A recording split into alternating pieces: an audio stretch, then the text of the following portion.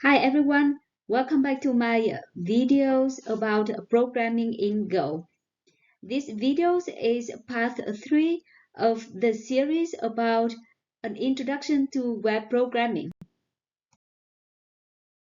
In the previous part of an introduction to web programming, I had shown you how to write web servers in Go.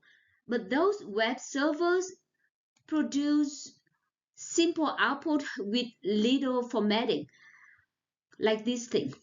For practical web apps, we may want to have more elaborate formatting than this output. In the remaining parts of an introduction to web programming, we will learn tools for formatting output for web apps. Those tools include JSON, text template, and HTTP template. JSON will be covered in this part and part 4. The templates will be covered in the last two parts, which are part 5 and part 6 of an introduction to web programming. JSON is the abbreviation for JavaScript Object Notation, which is the most widely used standard notation for sending and receiving structured information. JSON is not the only such notations. There are other notations such as XML, ASN.1, and Google's protocol buffers. But JSON is the most widely used because of its simplicity, readability, and universal support. Go supports encoding and decoding JSON by the package encoding/JSON. Note that Go also has support for the other formats in packages encoding/XML and encoding/ASN1. But we will just focus on JSON. Recall that JSON is short for JavaScript Object Notation. It has this name because it is an encoding of JavaScript values as Unicode text, which is an efficient, readable representation for the basic data types and the composite types. There are five types of JavaScript values, including strings, numbers, booleans, arrays, and objects. So there are also 5 JSON types. The basic JSON types are number, booleans, and strings. Numbers are expressed in decimal or scientific notations, which is a way of expressing numbers that are too large or too small, such as 6.02 to the power of -9. Booleans are either true or false. Strings are sequences of Unicode code points encoded in double quotes with backslash escapes using a similar notation to Go string. However, JSON's slash use HHHH numeric escapes denote UTF-16 codes, not runes. JSON basic types can be combined recursively using JSON arrays and JSON objects.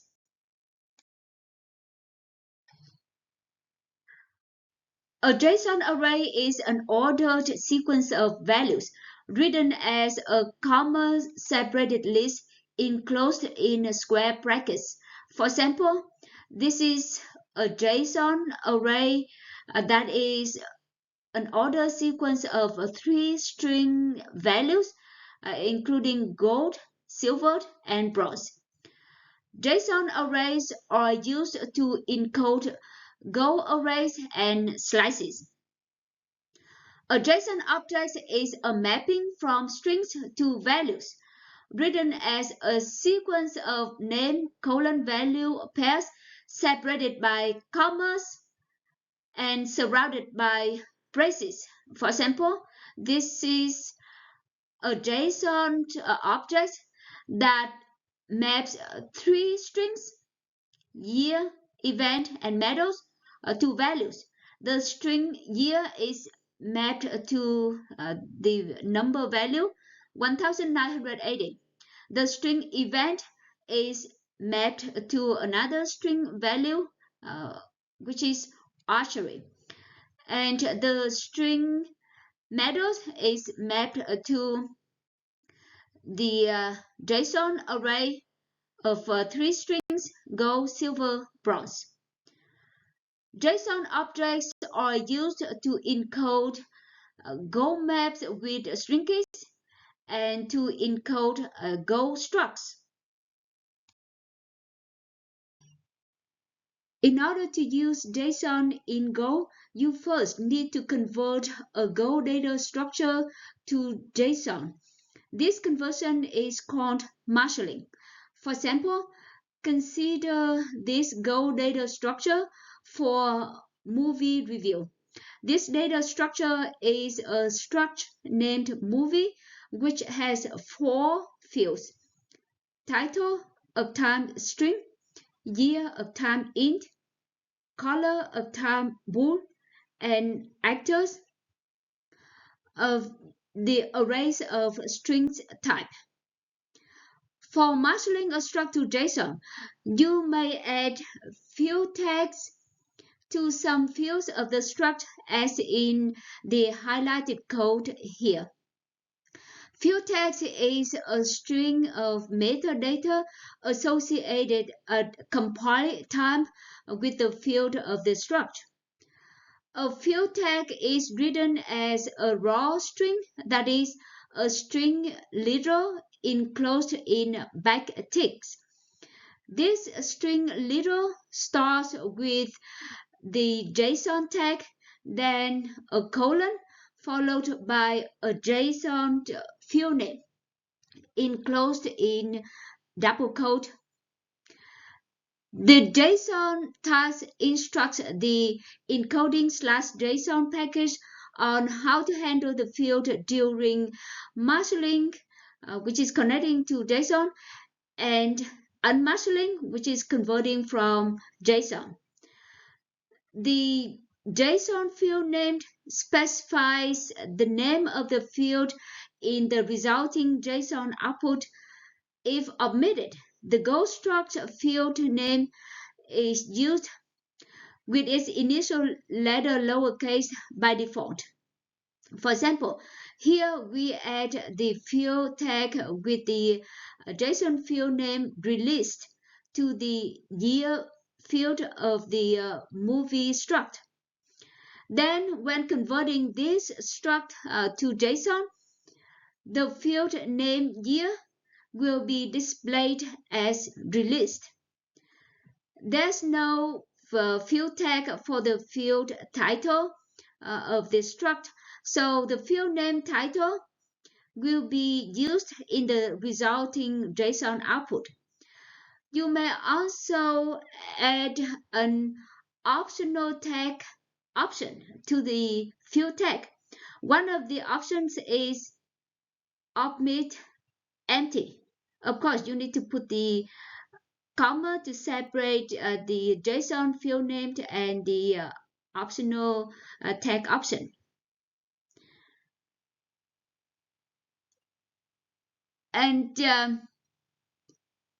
this option, omit empty, will tell the JSON marshaller to omit the field from the JSON output if its value is zero value for its type. For example, here we add the omit empty option to the field tag of the color field. Then when this field has value false, which is the zero value for the bool type, it will be omitted from the JSON output. To see the effect of field text in marshaling, let's declare an array of the movie struct type. This array named movies has three elements. Each is a movie struct little.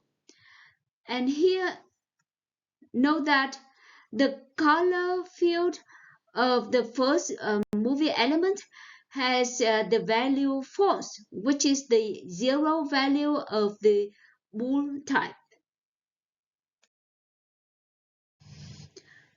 After declaring the array movies of the movie struct type, we can marshal or convert it to JSON. Marshaling can be done by a function marshal in the encoding/JSON package. So when calling that function, we need to write JSON.marshal. This function takes an argument of any type and returns a byte slice and an error object. For example, this call to JSON.marshal takes the movies array as argument and returns a byte slice stored in variable data and an error stored in variable error. If the returned error is not nil, then the JSON marshaling failed. Otherwise, the marshaling was successful and the returned byte slice contains the resulting JSON output, like this one. The byte slice returned by JSON.marshal contains a very long string with no extraneous white space. For example, when displaying the byte slice data, which is the resulting JSON output of the movies array, you will see the long string like this. It's hard to read. If you want to display the resulting JSON output to users, you may use a function marshal indent instead of function marshal. Function marshal indent is also defined in the encoding/JSON package. This function is similar to JSON.marshal function, but provides additional control over the output formatting. It takes two more arguments in addition to the object to be marshaled. The second argument specifies a prefix for each line of the JSON output. The third argument specifies a string for each level of indentation in the output. In this call to JSON.marshal indent to marshal the movies array, the prefix is empty and the indentation consists of two spaces. You can also just use one tab characters for the indentation. JSON.marshal indent converts its structured data into a JSON representation. It then applies the specified prefix to each line and use the indentation string to add appropriate spaces for nested JSON objects and arrays, making the output easier to read and debug compared to the compact output of JSON.marshal. So this is the output of the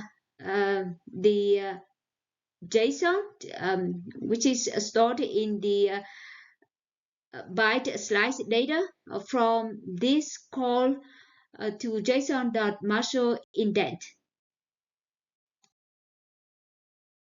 Now let's examine the resulting JSON output of the movies array. Recall that marshaling uses the Go struct field names as JSON objects field names, unless there's a JSON field tag that specifies alternative JSON name for the Go field.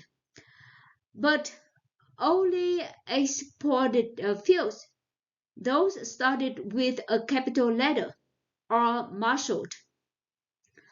Also, the omit empty option in a JSON field tag indicates that the field should be omitted from JSON output if it has the 0 value for its type. All fields of the movie struct are exported, so they are all marshaled. The fields title and actors do not have JSON field tag added, so their Go field names are used as JSON objects field names in the JSON output. The name of the year field is changed to released, and color changed to color with lowercase c because of the field text.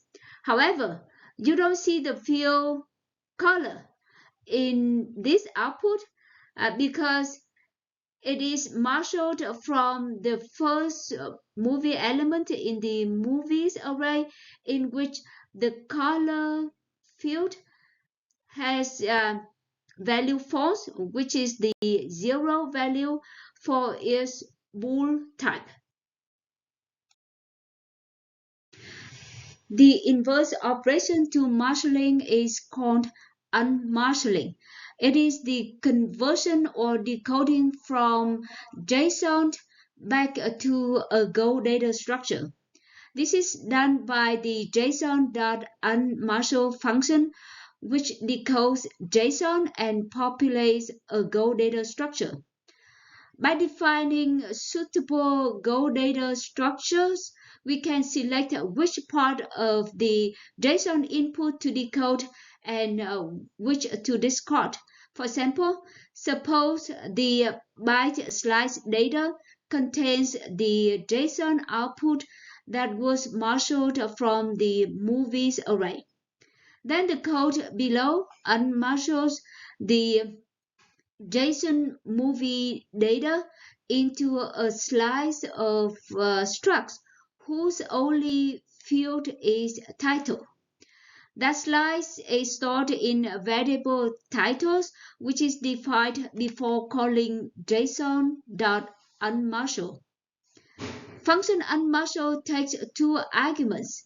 The first argument is the JSON encoded byte slice, which is the slice data in this example. And the second argument is a pointer to the Go data structure where the unmarshaled JSON data will be stored. In this example, since we want to store the unmarshaled JSON data in the slice titles, we pass the reference to the variable titles as the second argument to the function JSON.Unmarshal. This function returns an error object. If the returned error is not nil, there has been an error and the unmarshaling failed. When unmarshal returns without error, it has filled the slice titles with values of the title field. Other fields in the JSON are ignored. To unmarshal JSON into a struct, the JSON.Unmarshal Unmarshal function matches JSON object names to the names used by JSON.marshal function. Recall that the names used by JSON.marshal are either the Go struct field name or its tag. By default, JSON object names which don't have a corresponding struct field are ignored. Note that only exported names in a Go struct can be populated by JSON.unmarshal function. Also, field names with a field tag may result in incorrect output in unmarshaling. For example, suppose we want to decode 3 fields, title, year, and color from the JSON movie data. So we add the year field and color field to the struct of the slide titles, which stores the unmarshaled JSON data. All these fields must be exported, so they started with a capitalized letter in this struct. Recall that the year field in the movie struct has a JSON tag named released, and the color field has a JSON field tag named color with lowercase c. There's no exact match for the color name, but it accepts this case insensitive match. There are neither exact match nor case insensitive match for the release name. So the unmarshaling output for the year field is always 0. So this is the output of the unmarshaling from this example. Here is the entire program that demonstrates the marshaling tool and unmarshaling from JSON with the movie example. So this code is modified from the code published at this link. So at the beginning of the program, we have to import the encoding/JSON package along with the other standard packages such as fmt and log. Then we declare the movie struct, and then we declare the movies array before the main function. Then in the main function, there are 2 blocks of code. The first block contains the code for marshaling without formatting using the JSON.marshal function. The second block contains the code for marshaling using the marshal indent function. It also contains the code for unmarshaling that populates the marshaled data into the 3 fields, title, year, and color. So in this video, you have learned what JSON is, how to convert Go data structures to JSONs, which is a process called marshaling, and how to decode JSON back to Go data structures, which is called Unmarshaling. Thank you for watching, and I hope to see you again in the next video, which covers JSON's interface.